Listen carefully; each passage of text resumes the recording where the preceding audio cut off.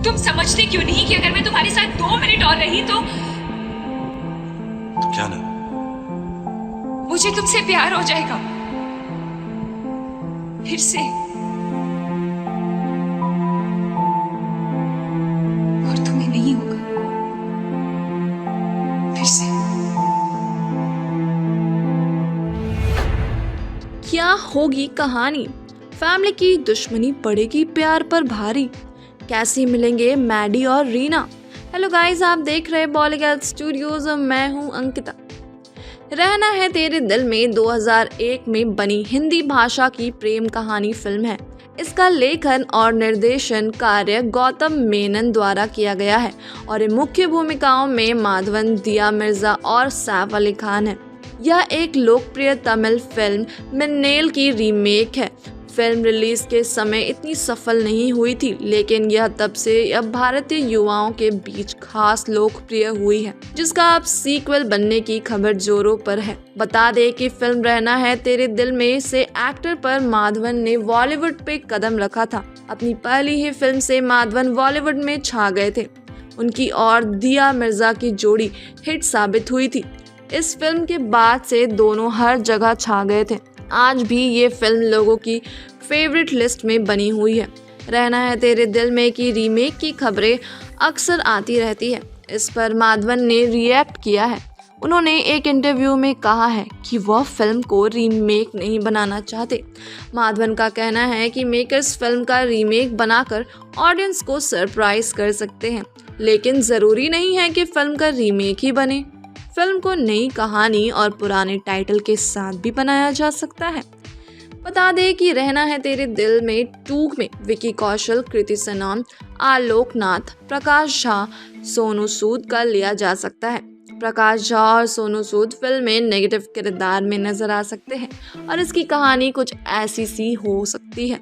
तो इस बार कहानी थोड़ा अलग तरीके से लोगों के सामने रखी जा सकती है, जिसमें हमें मेन लीड में नहीं बल्कि उनके परिवारों के बीच पनपती दुश्मनों से 2 प्यार करने वालों को अलग होते देखेंगे।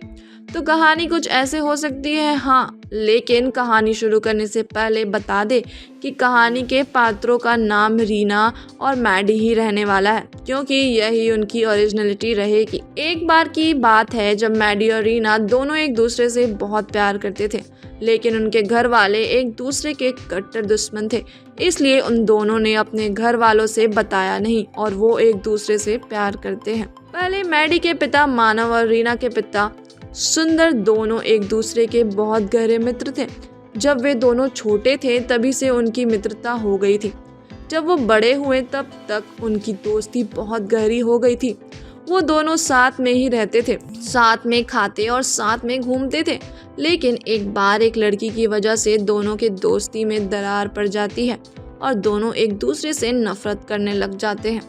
कुछ समय बाद दोनों की शादी हो जाती है और मानव के घर एक पुत्र और सुंदर के घर एक लड़की का जन्म होता है। धीरे धीरे दोनों बच्चे बड़े होते हैं और दोनों एक ही स्कूल और एक ही क्लास में होते हैं।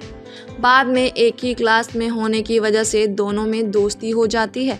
लेकिन एक बार मैडी को पता चल जाता है कि उन दोनों के पिता एक दूसरे के जानी दुश्मन हैं, क्योंकि एक बार वो उन दोनों को लड़ते हुए देख लेता है और उनकी बातों में मैडी को पता चल जाता है।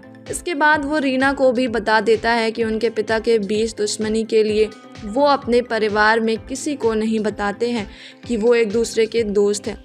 दिन ऐसे ही बीतते रहते हैं और वो दोनों अब जवानी के दहलीज पर अपने पैर रखते हैं। अब उनकी दोस्ती प्यार का रूप ले लेती है। वो दोनों अब भी छुप छुप कर मिला करते हैं। एक बार मैडी ने रीना से कहा कि हमें कभी तो अपने माता पिता को बताना होगा कि हम एक दूसरे से प्यार करते हैं और शादी करना चाहते हैं। तो आज ही क्यों ना बता दे। रीना कहती है कि वो हमारे रिश्ते के लिए कभी भी तैयार नहीं होंगे। तब मैडी कहता है कि कब तक हम छुपकर मिलते रहेंगे। अगर हम अपने माता पिता को बता दें तो शायद हमारे प्यार की वजह से वो हमारे रिश्ते के लिए तैयार हो जाएं। उसके बाद मैडी और रीना को मना लेता है और दोनों अपने माता पिता को प्यार के बारे में बताते हैं। तब मैडी तो अपने पिता को मना लेता है, लेकिन रीना के पिता नहीं मानते हैं और रीना को अब बाहर निकालने ही बंद कर देते हैं। उसके बाद मानव और मैडी दोनों सुंदर के घर आते हैं और सुंदर को शादी के लिए मनाते हैं, लेकिन सुंदर उनका अपमान करके उनके घर से निकाल देता है। अगले दिन मैडी फिर से उनके घर जाता है, लेकिन सुंदर उसको फिर से निकाल देता है।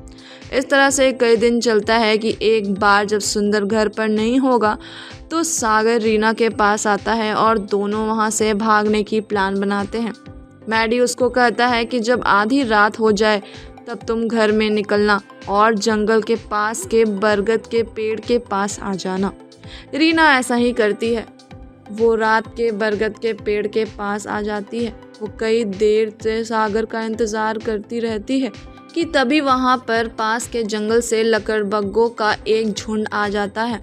उसके देखकर रीना वहाँ से भाग जाती है, लेकिन झाड़ियों में फंसकर उसकी ओढ़नी वहीं रह जाती है और वो एक गुफा में छुप जाती है। वो लकड़बग्घे उस ओढ़नी का फाड़ देता है और वो वापस जंगल की ओर चले जाती है। तब मैडी वहाँ पर आता है और देखता है कि प्रीत अभी तक नहीं आई। मैडी रीना को इधर उधर ढूंढता है, लेकिन वो नहीं मिलती। कुछ दूरी पर उसके रीना को ओढ़नी दिखती है। वो सोचता है कि किसी जंगली जानवर ने रीना को मार दिया है। वो कहता है कि जब रीना इस संसार में नहीं है तो मैं भी अब जी कर क्या करूँगा, और वो भी मरने के लिए पहाड़ी पर चल जाता है। अब रीना की गुफा से बाहर आती है। वो देखती है कि मैडी ऊपर पहाड़ियों पर जा रहा है। वो उसको आवाज़ लगाती है, लेकिन उसकी आवाज़ मैडी तक नहीं पहुंचती है।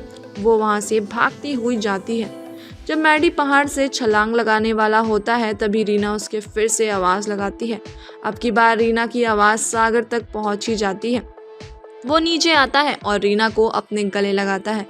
कुछ देर बाद उन दोनों को माता पिता भी वहां आ जाते हैं। सुंदर वहीं पर पड़ी अपनी बेटी की ओढ़नी देखता है और वो भी यही सोचता है कि उसका कोई जंगली जानवर खा गया होगा।